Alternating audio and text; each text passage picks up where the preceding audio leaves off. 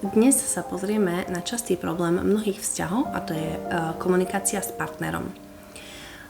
Problém vzniká vtedy, keď nevieme jasne a bez konfliktu odkomunikovať svoje potreby.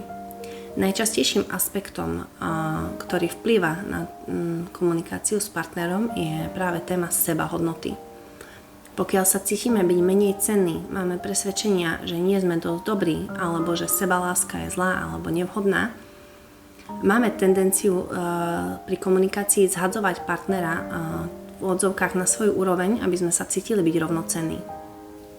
Samozrejme, ak volíme tento spôsob komunikácie, partner zvykne reagovať následne obranným alebo útočným spôsobom a hádka je na svete.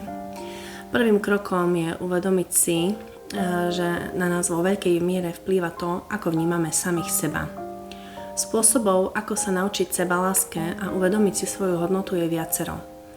Kyvadlo je jedným zo spôsobov, ktoré nám pomôže uvoľniť negatívne vzorce správania a presvedčenia týkajúce sa sebahodnoty, sebalásky.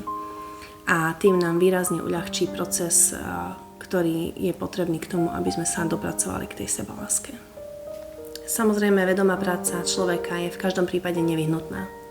Na záver si môžeme zvoliť ako podporu náramok sebaláska a náramok pravdivý hlas, ktorí nám pomôžu a uľahčia tento proces cestou k sebaláske a zdravej komunikácii.